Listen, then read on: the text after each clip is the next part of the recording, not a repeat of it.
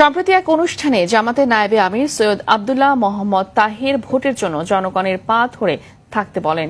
তিনি বলেন, একবার জনগণের পা ধরে এমপি হতে পারলে জনগণ 5 বছর তাদের পা ধরে থাকবে। জামাত নেতার এই বক্তব্যের কঠোর সমালোচনা করেন বিএনপি চেয়ারম্যান তারেক রহমান।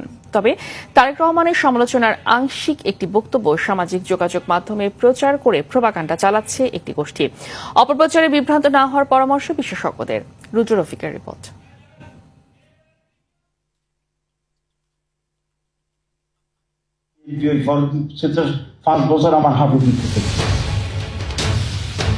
সম্প্রতি কুমিল্লায় এক কর্মী সম্মেলনে জামাত ইসলামীর নায়েবে আমির সৈয়দ আব্দুল্লাহ মোহাম্মদ তাহের নেতাকর্মীদের প্রয়োজনে ভোটারদের পা ধরে রাখতে বলেন। এ সময় তিনি বলেন, একবার জনগণের পা ধরে এমপি হতে পারলে জনগণ 5 বছর তাদের পা ধরে থাকবে। এতে নিজেদেরই লাভ বলে উল্লেখ করেন তিনি।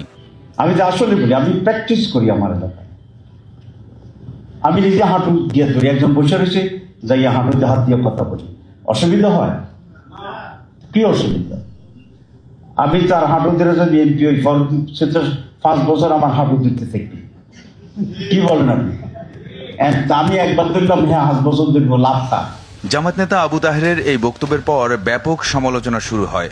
গত 4 ফেব্রুয়ারি বরিশাল বেলস পার্কের জনসভায় জামাত নেতার সমালোচনা করে তারেক রহমান নেতাকর্মীদের উদ্দেশ্যে বলেন, শুধু 12 তারিখ পর্যন্ত নয়, 13 তারিখ থেকে আগামী 5 বছর জনগণের পা ধরে রাখতে হবে বিএনপি নেতাকর্মীদের।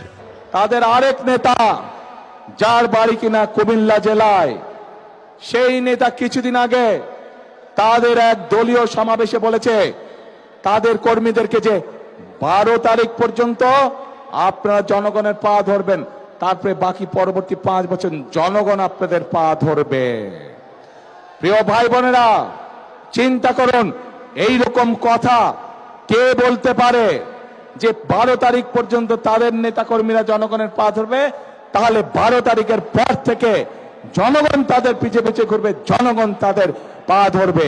এই কথা থেকে প্রমাণিত হয় কি তাদের মেন্টালিটি, কোন পর্যায়ের মানুষ হলে তারা জনগণকে নিয়ে এরকম তুচ্ছ তাচ্ছিল্য কথা তারা বলতে পারে।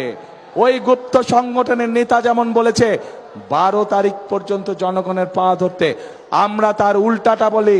আমি আমার নেতাদেরকে, আমি আমার কর্মীদেরকে বলি, 12 তারিখ থেকে না, আপনারা 13 তারিখ থেকেও আগামী 5 বছর জনগণের পা ধরে থাকবেন। তবে তারেক রহমানের এই বক্তব্যের পর একটি গোষ্ঠী পরিকল্পিতভাবে সামাজিক যোগাযোগ মাধ্যমে অপপ্রচার শুরু করে। জামাত নেতার উদ্ধৃতি দিয়ে যে কথা তারেক রহমান বলেছিলেন, সেটি তার নিজের বক্তব্য বলেই চালিয়ে দেওয়া হয়। 12 তারিখ পর্যন্ত আপনারা জনগণের পা ধরবেন, তারপরে বাকি পরবর্তী 5 বছর জনগণ আপনাদের পা ধরবে।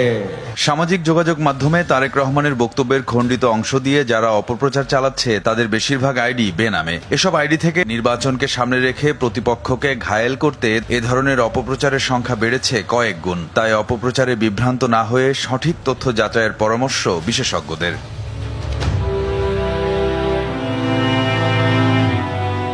রুদ্র রফিক, RTV, ঢাকা।